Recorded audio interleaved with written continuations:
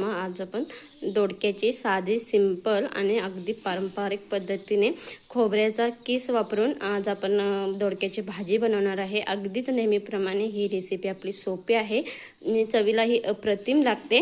मी आधी घरी बनवते आणि मग तुम्हाला 4 वाजता माझा व्हिडिओ अपलोड होतो बरं का, त्यामुळे स्किप न करता संपूर्ण पहा आणि असेच माझी नवीन रेसिपी पाहण्यासाठी चॅनलला सपोर्ट करा। चला तर मग रेसिपीला सुरुवात करू। श्री स्वामी समर्थ।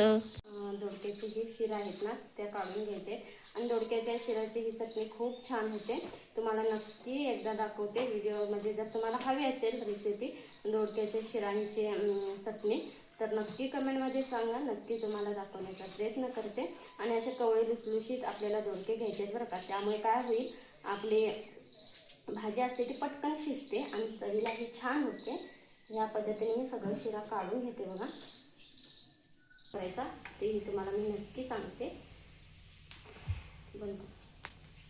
चला तर मंडळी रेसिपीला सुरुवात करू। त्याच्यासाठी बघा इथे दोडका मी छान असा चिरून बारीक चिरून घेतलेला आहे आणि स्वच्छ धुवूनही घेतलेला आहे। हा दोडका नितळून घेतलेला आहे पूर्ण आणि पूर्ण दोडक्याला सुकवून घेतलेला आहे बरं का। आता त्याच्यासाठी बघा आपल्याला दोडक्याच्या ठेच्यासाठी लागणारं साहित्य म्हणजे हा एक टोमॅटो, कच्चा टोमॅटो घ्यायचा आहे बरं का। जेवढा जास्त कच्चा असेल तेवढी आपल्या चटणीला टेस्ट छान येते आणि चव ही छान लागते। त्याचबरोबर ते हा एक मध्यम आकाराचा कांदा घेतलेला आहे, हे कढीपत्ता आहे, परत ही लसूण आणि ठेच्यासाठी लागणारी सर्वात महत्त्वाची म्हणजे ओली मिरची आणि हे खोबऱ्याचं किस आहे। हे न काय होतं थोडं तिखट आपलं मोडतं। तुमच्या घरात तर तिखट जास्त झणझणीत खात असतील तर तुम्ही नक्की खोबरं स्किप केला तरी चालेल, परंतु आमच्या घरात थोडं तिखटाला कमी आहेत त्यामुळे मी खोबरं वापरत आहे। चला तर मग आता हे सर्व मिश्रण ना आपण मिक्सरच्या भांड्यातून बारीक करून घेऊ। ओली मिरची घेतलेली आहे, त्याचबरोबर ती लसूण, त्याचबरोबर ते हा कांदा, मध्येच कढीपत्ता आणि कढीपत्ता आपण फोडणीलाही वापरणार आहे। त्याचबरोबर ते हे ओलं खोबरं, ओल्या खोबऱ्यामुळे तिखटने आता चिरून स्वच्छ धुवून घेतलेला आहे हा।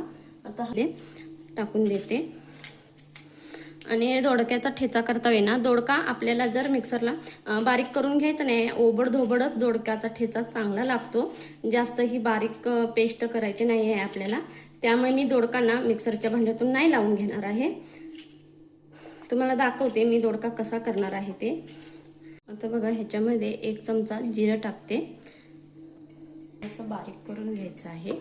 तर मग बघा आता हा मसाला ना मी ओबड धोबड असा वाटून घेतलेला आहे। चला तर मग आता आपण कढई गरम करत ठेवलेली आहे। कढईमध्ये आता आपण पोहे काढून घेतलेले आहे बरं का। मी सकाळी पोहे केले होते, त्याच पोह्याच्याच कढईमध्ये आता मी ठेचा बनवत आहे। त्याच्यासाठी बघा आता ना मी बघा आता इथं आपलं तेलही गरम झालेलं आहे। आता त्या तेलामध्ये मी दोडका टाकते। दोडका छान असा आणि कवळा दोडका असल्यामुळे दोडका आपला छान असा शिजून बी येतो। मी कढईमध्ये का छान भाजावा म्हणून त्याच्यामध्ये थोडंसं मीठ टाकते। 5 मिनिटं ना हलवून घेते आणि ह्याच्यावर झाकण देऊन दोडका पाच आता ह्याच्यावर मी झाकण ठेवून एक 5 मिनिटं दोडका शिजवून घेते। बघू आपला दोडका 5-5 मिनिटं करून असा हलवून घ्यायचा आहे बरं का ह्याला, जेणेकरून तो तळाला लागणार नाही। आता हा दोडका आहे ना हा मॅशरच्या साहाय्याने छान असा मॅश करून घ्यायचा आहे, जेणेकरून ते आपल्या दोडका ठेचल्यासारखं होईल बघा। बघा आता हा छान ना आपला दोडका मॅश झालेला आहे। आता हे काढून घेते मी ह्या एका ताटामध्ये। तर इथे मी छान असा ठेचून घेतलेला आहे आपला दोडका। बघा आता आपण ठेच्याची फोडणी देऊन बघा ही पांढरी मोहरी ते टाकून द्यायची आणि मोहरी छान असा कलर बदलेपर्यंत तडतडली पाहिजे।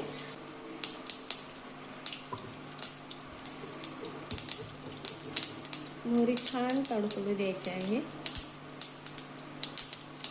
बघा आता आपली मोहरी छान तडतडली आहे, त्याच्यामध्ये आता कढीपत्ता टाकते। कढीपत्ता आणि थोडीशी जिरे, ह्याच्यामध्ये हिंग घालायचं आहे। त्याच्यामध्ये हिंग घालायचं स्किप झालं आहे बरं का, थोडंसं मिळवून घ्या आणि त्याच्यामध्ये आता ही चटणी केलेली आहे ना हा मसाला तो ह्याच्यामध्ये टाकायचा आहे पूर्ण।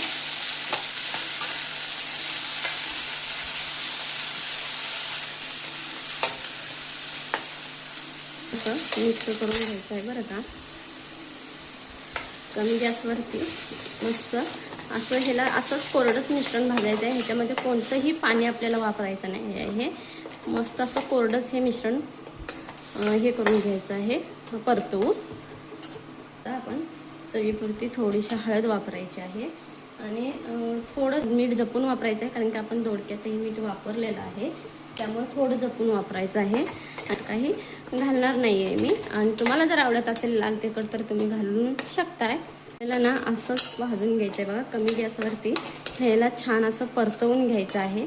न ह्यापेक्षा आपल्या ह्याच्यातलं मिश्रणातलं पाणी थोडं कमी झालेलं आहे. अजून एक 5 मिनटं ना मी ह्याला असंच परतवून घेणार आहे बरं का. अजून थोडं कोरडं करणार आहे, कारण की आपलं दोडकाही ह्याच्यामध्ये घालायचं आहे, त्यामुळे आधी हे छान असं परतवून घ्यायचं आहे. आता हे छान मिश्रण असं परतवून झालेलं आहे. ओबडधोबड ठेवल्यामुळे इथं टॅमॅटो ते आहे बघा. मिश्रण मी ओबडधोबड ठेवलेलं आहे, कारण की तोंडामध्ये छान हो लागतं आणि त्याच्यामध्ये हा आता दोडका जायचा आहे बघा. आणि छान असं परतवून घ्यायचं आहे मस्त असं.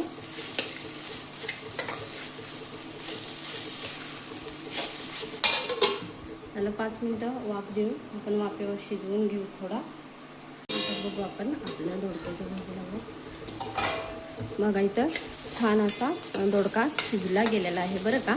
आता ह्याच्यामध्ये ना आपण लिंबू आहे ना, तो लिंबू पिळून घ्यायचा आहे. ह्याच्यामध्ये ना हा अर्धा लिंबू आहे, तो मी पिळून घेणार आहे. ह्याच्यातील बिया थोड्या उचलायच्या आहेत ह्याच्यातील घ्यायचं आहे आणि एक 5 मिनटं परतवायचं आहे बरं का. ह्याला 5 मिनटं परतवून घ्यायचं आहे. आता छान लागतो असा ठेचा, तुम्ही एकदा नक्की ट्राय करून बघा. आणि असा ठेचा तुम्ही कधी खाल्लाय का कमेंटमध्ये मला नक्की सांगा बरं का.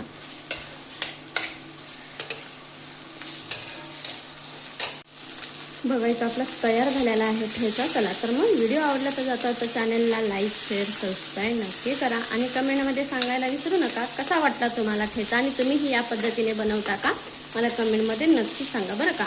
चला तर मग मस्त अशी आज आपण ज्वारीची भाकरी आणि ठेचा तर आपला झालेलाच आहे. आता आपण ज्वारीची भाकरी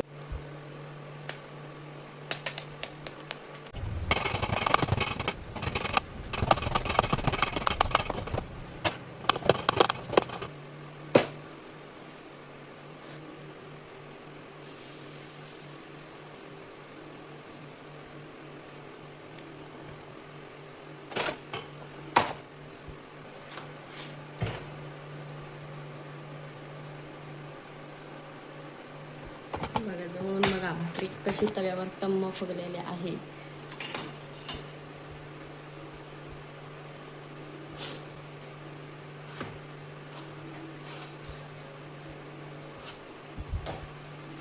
तसे आपली दोडक्याची चटणी किंवा दोडक्याचा खरडा म्हणू शकता किंवा दोडक्याचा ठेचा मस्त असं झालेला आहे. त्याबरोबर ती ज्वारीची भाकरी आणि आपण ठेचा खातावेळी ना ह्याच्यावरती मस्त असं तेल सोडून घ्यायचं आहे बरं का. तेल असेल तर तेल सोडून घ्यायचं किंवा तूप असेल तर तूप सोडायचं.